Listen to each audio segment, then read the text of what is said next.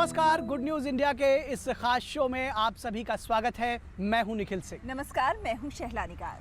और breaking news की race से हटकर खबरें कुछ अच्छी भी हैं। गुड न्यूज इंडिया के इस खास कार्यक्रम में हम आपके लिए लाए हैं देश के कोने कोने से ऐसी खबरें जो सार्थक, सकारात्मक और प्रेरणादायी हैं।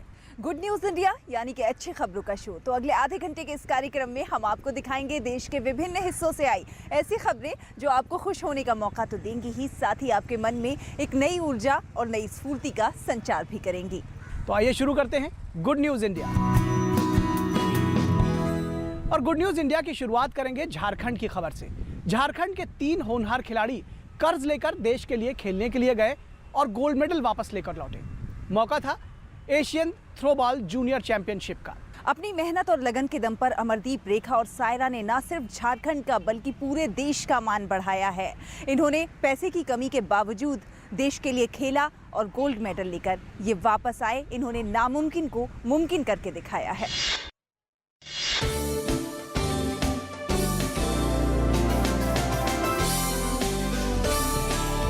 मेहनत और लगन के दम पर रांची के अमरदीप, बुंडू की रेखा कुमारी और हुसैनाबाद की सायरा कायनात ने झारखंड समेत पूरे देश का मान बढ़ाया है। पैसे की कमी के बावजूद इन सब ने अपने हौसलों के दम पर नामुमकिन को मुमकिन कर दिखाया। अमरदीप अपनी इस उपलब्धि से उत्साहित हैं। मेरे माता पिता रोड किनारे सब्जी बेचकर मुझे मलेशिया भेजे। इसे उसे कर्ज लेके ही मुझे मलेशिया भेजे। मुझे बहुत अच्छा लग रहा है। मैं इंडिया खेला और इंडिया का नाम भी रोशन किया और माँ बाप का भी नाम रोशन किया और देश के लिए, इंडिया के लिए और झारखंड के लिए और नाम रोशन करूंगा। यह है अमरदीप का परिवार जो रांची में सड़क किनारे सब्जी बेचकर अपना जीवन यापन करता है। बेटे के सपने को पूरा करने के लिए पिता राम प्रसाद साहू ने दर दर हाथ फैलाया और फिर 65,000 रुपए इकट्ठा कर बेटे को मलेशिया भेजा। मलेशिया जाके पहाड़ में पैसा मोठने कोठो नहीं रहे। तब उका बाद में मैं एक जाबे घर में कहलक कि मैं इकर से उकर से ऋण कर्जा पैसा उधरा कर कुराए को मैं भेज रहा हूँ। जब वहाँ से जीत के जब चल आलक खन के बाद में मुझे बहुत उमंग लगलक। परिवारी से हम पैसा लिए, उधार लिए, किसी से सूद से भी लिए हैं हम पैसा। और बेटा को भरोसा करके हम भेजे हैं। इसको हमेशा ये गोल्ड मेडल, कुछ मेडल उडल लेके ही आता था। अमरदीप की प्रतिभा से उसके नाते रिश्तेदार और पड़ोसी भी प्रभावित हैं। रिश्तेदार भी अमरदीप का उत्साह देखकर मदद को सामने आए। अमरदीप को हम लोग शुरू से देखते थे, बचपन से खेलने कूदने में थोड़ा सा ज्यादा इंटरेस्ट लेता था और कोई दिक्कत होता था तो कभी नाना से कभी मामा से थोड़ा मोड़ा कुछ पैसा वैसा लेता था और वही सब सामान खरीद के फिर खेल मैदान में खेलने उन्हें जाता था। तो आस्ते आस्ते देखे उसका कि खेलने में थोड़ा ज़्यादा रुचि उसको लग रहा है तो हम लोग उसको आगे बढ़ाने के लिए कुछ मदद किए। गुदड़ी के इस लाल की मेहनत और लगन रंग लाई और उसने मलेशिया में तिरंगा लहराया। ऐसे 2 अन्य प्रतिभाओं ने भी इस प्रतियोगिता में देश का मान बढ़ाया और कमोबेश उनकी भी कहानी अमरदीप से ही मिलती जुलती है। गुड न्यूज इंडिया के लिए रांची से कैमरामैन सतीश और असीम के साथ दिवाकर कुमार की रिपोर्ट। निखिल, किसी भी बीमारी का एहसास सबसे ज्यादा किसे होता है? उसे होता है, जाहिर सी बात है, जिसके पास पैसे नहीं होते हैं, जो गुर्बत की मार झेल रहा होता है। लेकिन क्या आपने कभी ये सोचा है कि किसी के गले की खोई हुई आवाज सिर्फ 50 रुपए में वापस आ सकती है? अब ये संभव हो सकेगा शैला। महज 50 रुपए में स्वरयंत्र या वॉइस बॉक्स बनाया है बेंगलुरु के एक डॉक्टर ने। शैला, दरअसल अगर गले में कैंसर हो या इस तरह की कोई गंभीर बीमारी हो तो जो लैरिंग्स होते हैं हमारे या जो स्वरयंत्र होते हैं वो ख़राब हो जाते हैं और कई बार ऐसी बीमारी में वो स्वरयंत्र चले जाते हैं तो आवाज़ नहीं आती। लेकिन अब बेंगलुरु के इस डॉक्टर ने महज 50 रुपए का ये स्वरयंत्र बनाया है जिसे इन्होंने नाम दिया है $1 वॉइस बॉक्स। कहते हैं कि डॉक्टर भगवान होता है जो हमेशा दूसरों के चेहरों पर मुस्कान लाने का काम करता है। ऐसी ही एक अनोखी कोशिश है डॉक्टर विशाल राव की। ये है 55 साल के रामकृष्ण जो एक कंपनी में वॉचमैन की नौकरी करते हैं और महीने में 5,000 रुपए कमाते हैं। रामकृष्ण को तंबाकू और बीड़ी की लत थी जिसके चलते उन्हें जब 2 साल पहले गले का कैंसर हुआ और फिर जब उन्हें ये पता चला कि ऑपरेशन के बाद वो हमेशा के लिए आवाज खो देंगे, तो रामकृष्ण ने जीने की उम्मीद ही छोड़ दी। लेकिन फिर उन्हें किसी ने डॉक्टर विशाल राव से मिलने को कहा। डॉक्टर राव ने उनके गले में ये वॉइस बॉक्स फिट कर दिया और रामकृष्ण फिर बोल पड़े। उन्होंने सबसे पहले ओम मंजुनाथा कहा, जो उनके इष्ट देवता हैं। तो डॉक्टर विशाल ने इस वॉइस बॉक्स का नाम ही ओम प्रोथेसिस रख दिया। धर्मस्थला मंजुनाथा करके बोले, अच्छा ऐसा कंटिन्यू होगा, परवाह नहीं मैडम थोड़ा। दरअसल गले के कैंसर या गले की ही दूसरी किसी गंभीर बीमारी से पीड़ित होने पर व्यक्ति की आवाज जाने का खतरा रहता है। बीमारी के असर से व्यक्ति के लैरिंग्स या स्वर यंत्र के खराब होने पर कंठ से आवाज चली जाती है। इसके लिए अब तक विदेशों से आयातित महंगा वॉइस बॉक्स ऑपरेशन के जरिए लगाया जाता था, जिसे हर 6 महीने पर बदलना पड़ता था। लेकिन अब डॉक्टर विशाल राव ने इस नए आविष्कार से ऐसे मरीजों की जिंदगी आसान कर दी है। जब प्रकृति ने, जब हमारा सृष्टि हुआ था, हमको तो कोई पेशेंट ने कोई अमाउंट नहीं लिया था बात करने के लिए, आवाज़ की पेटी तो वैसी दी गई थी। अब हम कौन होते हैं जो ये पेशेंट्स को बोले कि आवाज़ की पेटी को डालने के लिए वापस हम आपसे इतना पेमेंट लेंगे, नहीं तो आप बात नहीं कर पाओगे। हम लोग ये चाहते थे कि हमारे गरीब पेशेंट्स को पुअर क्वालिटी मटेरियल ना दें, बट एक अच्छा क्वालिटी जो वर्ल्ड के सबसे बेस्ट मटेरियल में दिया जाता हो, या जो सबसे बेस्ट जब सबसे रिचेस्ट आदमी को जो दिया जाएगा, वैसा ही मटेरियल हमारे पुअर पेशेंट को भी मिले, जो वैसा ही फंक्शन करे, बट जो इतना चीप हो कि वो आराम से ले सके। डॉक्टर राव ने दावा किया है कि उन्होंने अपनी मशीन को 3 लोगों पर आजमाया है और तीनों मरीजों की आवाज वापस आ गई। डॉक्टर राव ने अपनी मशीन का पेटेंट कराने के लिए आवेदन किया है। उन्हें उम्मीद है कि कुछ ही समय में उन्हें इससे जुड़े सारे अधिकार मिल जाएंगे। ये पहली बार है कि भारत में स्वदेशी टेक्नोलॉजी से ये वॉइस बॉक्स बना और सिर्फ 50 रुपए में इसे जरूरतमंद लोगों तक पहुंचाया जा रहा है।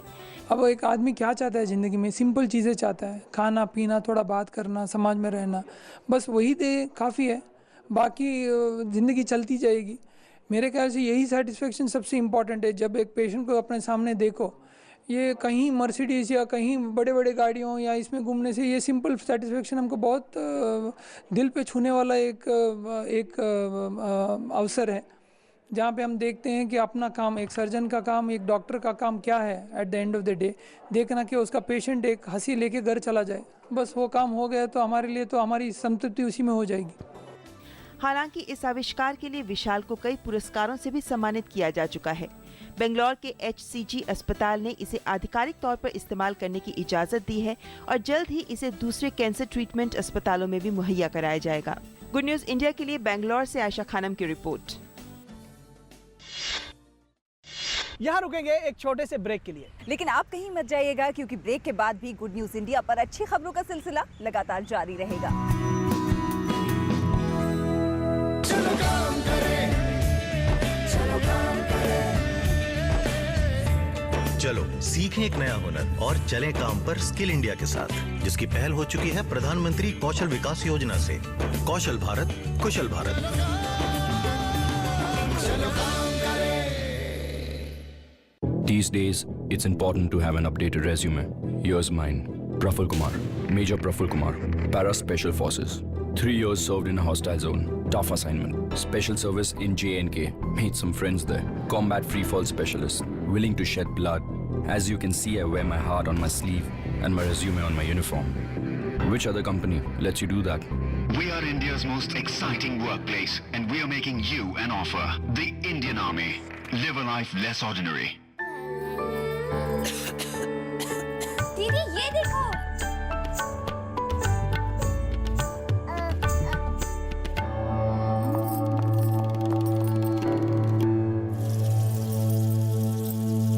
H1N1 फ्लू को फैलने से रोका जा सकता है। खांसी और छींक के बाद और बच्चे को छूने से पहले अपने हाथों को साबुन से धोकर H1N1 फ्लू को फैलने से रोक सकते हैं। इन्फेक्शन रोको, बनो हीरो। इलाज सिर्फ चुने हुए अस्पतालों में उपलब्ध। मुझे मिला, मुझे मिला, मुझे भी मिला, और मुझे भी। दलबीर को मिला, करीम को मिला, मंजली को मिला और रुस्तम को भी मिला। और ऐसे हजारों जरूरतमंद अल्पसंख्यक समुदाय के लोगों को मिल रहा है NMDFC की कर्ज स्कीम के तहत लोन। अल्पसंख्यक कार्य मंत्रालय की इस योजना में छोटे कारोबारियों के लिए है टर्म लोन यानी मियादी कर्ज, जिसमें 10 लाख तक की मदद का प्रावधान है। एनजीओ से जुड़ी अल्पसंख्यक महिलाओं के लिए है माइक्रो फाइनेंस स्कीम यानी लघु वित्त योजना, जिसमें है 50,000 तक का कर्ज। इसके अलावा माइनॉरिटी कम्युनिटी के स्टूडेंट्स के लिए है एजुकेशन लोन स्कीम, जिसमें है प्रोफेशनल और टेक्निकल एजुकेशन के लिए बहुत ही कम ब्याज दरों पर लोन। तो आप भी NMDFC की कर्ज स्कीम से लाभ उठाएं, इस योजना से जुड़ें और आत्मनिर्भर बन जाएं। अधिक जानकारी के लिए लॉग इन करें www.minorityAffairs.gov.in पर। आप हमारे हेल्पलाइन टोल फ्री नंबर 1-800-11-2001 पर भी कॉल कर सकते हैं। सबका साथ, सबका विकास। उंगली थाम के जिसने चलना सिखाया, कड़ी मेहनत करके हमको पढ़ाया, हमारी खुशियों को अपनी खुशी बनाया, जिंदगी के हर सुख दुख में जो एक साया बनकर साथ रहे, ढलती उम्र में इन्हें अकेला ना छोड़ें। ध्यान रखें, माता पिता एवं वरिष्ठ नागरिक भरण पोषण एवं कल्याण अधिनियम 2007 के तहत माता पिता की देखभाल करना हमारा कर्तव्य है और उनको बेसहारा छोड़ना एक दंडनीय अपराध है। सामाजिक न्याय और अधिकारिता मंत्रालय, भारत सरकार द्वारा जनहित में जारी। गुड न्यूज इंडिया में ब्रेक के बाद एक बार फिर आप सभी का स्वागत है। निखिल, युवावस्था से ही रोजमर्रा के काम में आने वाली वस्तुओं से नई नई चीजों का आविष्कार करने वाले राज सिंह दहिया ने अब वेस्टेज पड़ी लकड़ियों को जलाकर उससे चलने वाला एक इंजन बनाया है और ये इंजन इतने काम का है कि इससे कई और बड़ी बड़ी वस्तुओं को भी चलाया जा सकता है। बिल्कुल ठीक कह रही हैं शैला, और कई मायनों में खास ये इंजन बायोमास गैसीफायर नाम दिया है राज सिंह ने इस इंजन का। और ख़ास बात यह है कि 10 से 20 किलोवाट तक के मोटर इससे चलाए जा सकते हैं और कई मशीनें भी चलाई जा सकती हैं। कहावत है कि अगर इरादे नेक हो और दृढ़ इच्छा शक्ति हो तो हर मुश्किल आसान हो जाती है। मिलिए हनुमानगढ़ जिले के थालटका गांव में जन्मे राज सिंह दहिया से। यूं तो राज सिंह ज्यादा पढ़े लिखे नहीं हैं, बावजूद इसके उनकी चाहत हमेशा ये रही कि वो एक अनोखा इंजन बनाएंगे और इसी चाहत में इन्होंने पहली बार अपने गांव में ईंटों को सेकने वाला इंजन बनाया। फिर भी कुछ नया करने की इनकी चाहत कम नहीं हुई और साल 2001 में इन्होंने गांव में वेस्टेज लकड़ियों को जलाकर उसकी गैस से चलने वाला इंजन बना डाला। राज सिंह दहिया ने अपने इस कारनामे को बायोमास गैसीफायर का नाम दिया, जो वेस्टेज पड़ी लकड़ियों को जलाकर उसकी गैस से चलाया जाता है। खास बात यह है कि इससे 10 से 20 किलोवाट तक की मोटर या फिर कोई भी बिजली के उपकरण को प्रयोग में लाया जा सकता है। मेरे को एक आइडिया है कि जब लकड़ी जलता है तो उसमें गैस बनता है। गैस को हम कहाँ यूज़ कर सकते हैं, तो 2001 के अंदर मैंने एक ज़मीन के अंदर एक भट्टी का डिज़ाइन बनाया और बना के उसमें से गैस निकाला। गैस निकाल के फिर एक इंजन को कन्वर्ट किया, कन्वर्ट करके और 1 सितंबर 2001 को मैंने फर्स्ट इंजन स्टार्ट किया था। उसके बाद मैं इसी गैसीफायर में लगा हुआ हूँ। राज सिंह दहिया ने अब तक 130 इंजन भारत में बेचने के साथ ही 7 इंजन विदेशों में भी बेचे हैं। अपने इस अनोखे कारनामे के लिए वो अब तक कई संस्थानों के साथ साथ राष्ट्रपति अवार्ड भी हासिल कर चुके हैं। राज सिंह का अब अगला प्लान एक ऐसा इंजन बनाने का है जिससे भविष्य में सब्जी मंडियों और धान मंडियों के बेकार पड़े कचरे को प्रयोग में लाकर ईंधन की खपत को कम किया जा सके और मंडियों में पड़े बेकार कचरे का सदुपयोग हो सके। एक तो मंडियों में वेस्टेज बहुत निकल रहा है, जैसे सब्जी मंडी में हरा वेस्टेज निकलता है तो उससे बायोगैस बना के हम बिजली पैदा कर सकते हैं, ताकि एक तो सफाई हो जाए और दूसरा बिजली भी बने। कई सारे और हैं, जैसे कोकोनट है, नारियल का है, सरसों का वेस्ट है, या फिर जैसे कोई बारीक कचरा कोई भी हो उसका ब्रिकेट बना के उससे भी इसमें यूज़ किया जा सकता है और पॉल्यूशन नहीं है, बिल्कुल एकदम इको फ्रेंडली है। राजस्थान के रहने वाले राज सिंह दहिया के इस कारनामे से न सिर्फ बिजली का उत्पादन किया जा रहा है, बल्कि वायु प्रदूषण को रोकने में भी ये आविष्कार एक कारगर कदम साबित हो रहा है। Good news India, DD news. और निखिल, यहाँ पर एक छोटा सा ब्रेक ले लेते हैं। बिल्कुल दर्शकों, यहाँ रुकेंगे एक ब्रेक के लिए, लेकिन ब्रेक के बाद जब वापस लौटेंगे तो आपको दिखाएंगे कि गया का सुरधारा कला केंद्र आखिर किन मायनों में है खास।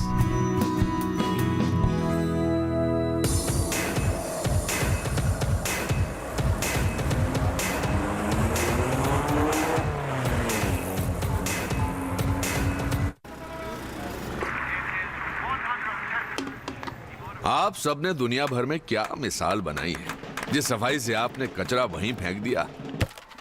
और मन्नू आंटी क्या कूड़ा फेंकती हैं। ओलंपिक्स के गोला फेंकने वाले भी शर्मा जाएं। और ये देखिए, लक्ष्मी भाभी की सफाई तो गांव-गांव में प्रसिद्ध है। हमारे सुखिया भैया मन की करते, जहां सोचा वहीं शौच कर दिया।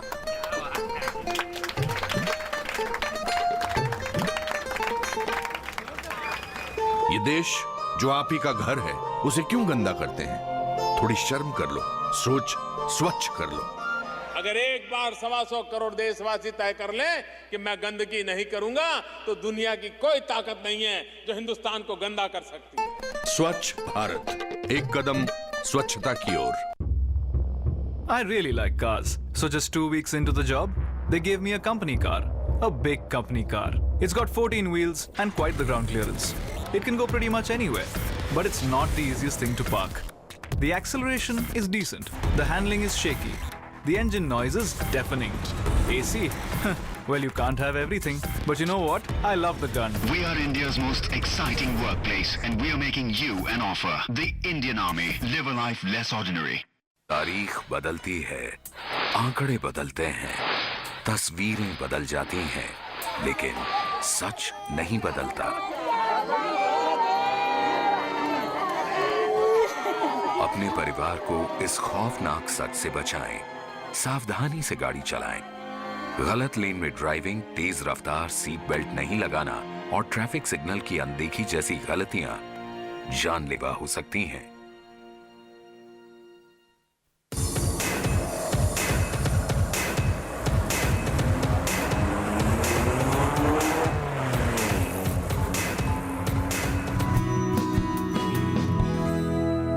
ब्रेक के बाद गुड न्यूज इंडिया में एक बार फिर से आप सभी का स्वागत है।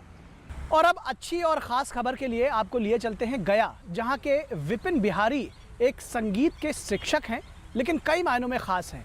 वास्तव में ये विशेष रूप से सक्षम हैं, लेकिन इन्होंने अपनी मेहनत, मशक्क़त और जज्बे से अपनी ज़िंदगी को ख़ास बना लिया है। विपिन बिहारी के दोनों पैर नहीं हैं, लेकिन उसके बावजूद उनका हौसला और जज्बा ऐसा है कि वो अपने शिक्षा कार्य से मुक्त होने के बाद जब वो घर वापस आते हैं तो वो अपनी सुरधारा कला केंद्र चलाते हैं, जहां पर वो मुफ्त में लड़के और लड़कियों को सुर और ताल की शिक्षा देते हैं।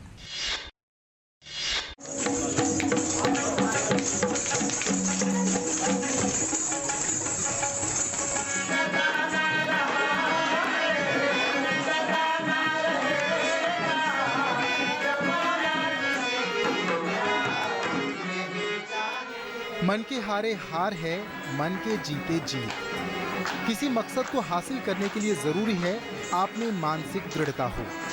ये बात सच होती है मानपुर के लक्खी बाग में विशेष रूप से सक्षम शिक्षक से संगीतज्ञ विपिन बिहारी पर। विपिन ने इलाहाबाद के प्रयाग संगीत समिति से संगीत की शिक्षा हासिल की। विपिन दोनों पांवों से विकलांग हैं, लेकिन कला के प्रति उनका जज्बा गजब का है। पेशे से शिक्षक विपिन बिहारी ने निशुल्क सुरधारा कला केंद्र की स्थापना की है। इस केंद्र में दर्जनों युवक युवती सुरताल और नृत्य की शिक्षा लेने में जुटे हुए हैं। सुरधारा का सफर वर्ष 2014 में शुरू हुआ था और तब से ये लगातार चल रहा है। सुरधारा कला केंद्र संगीत के सुरताल से गूंज उठता है। कला के प्रति उनका जज्बा, इच्छा शक्ति अनेक लोगों को प्रेरणा दे रही है। उनके दोनों पैर काम नहीं कर रहे हैं, लेकिन उनके जज्बे के सामने विकलांगता ने घुटने टेक दिए हैं। विपिन बिहारी के निर्देशन में दर्जनों युवक युवती न केवल सुरताल और नृत्य का पाठ पढ़ रहे हैं, बल्कि हारमोनियम, तबला, गिटार, नाल और नृत्य की शिक्षा लेने में भी मशगूल हैं। प्रतिभा की कमी नहीं है। मैं तो देखता हूँ कि ग्रामीण क्षेत्रों में प्रतिभा काफी छिपी हुई है, उसे निखारने की जरूरत है और मेरा उद्देश्य भी यही है। दिव्यांग होते हुए सर जो जज्बा उनमें है सिखाने का, उनकी हम लोग सराहना करते हैं। इसमें काबिल तारीफ की बात है कि विकलांग होते हुए भी सेक्स में लगे हुए हैं, जुड़े हुए हैं। दोनों पांवों से अक्षम विपिन बिहारी एक सरकारी स्कूल में शिक्षक हैं। स्कूल का कार्य खत्म कर वे खाली वक्त में मानवता की सेवा में जुट जाते हैं। युवक युवतियों की प्रतिभा को निखारना उनका उद्देश्य है। विद्यार्थियों के जहन में कला के प्रति रुझान पैदा करना विपिन की प्राथमिकता है। उनका मकसद कला का अनोखा वातावरण तैयार करना है। विपिन चाहते हैं कि नौजवान कला के क्षेत्र में करियर बनाने के बारे में सोचें। उनके इस केंद्र में लोग दूर दूर से चलकर संगीत की शिक्षा हासिल करने आते हैं। इनके गले में सुर, तान और उंगलियों में ताल का बेमिसाल संगीत समाहित है। नाटक लिखना और उसे प्रस्तुत करना इनकी कामयाबी में शामिल है। उनके प्रयास से गांव शहर के युवक युवतियों का सुर, ताल और नृत्य कला निखरने लगी है। गुड न्यूज इंडिया के लिए गया से अशोक कुमार अंश की रिपोर्ट।